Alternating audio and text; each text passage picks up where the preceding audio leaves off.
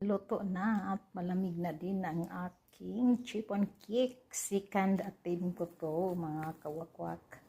Yan, tingnan nyo. Oh, perfect na ang aking, inano ko yan kanina. Tinikman ko yan, kaya may butas. Yan.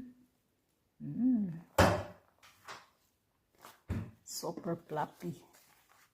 Super fluffy, mga kawakwak ninyo.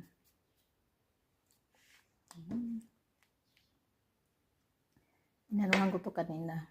Tinikman ko. Ayan siya, mga kawakwak. 5 itlog lang po yan.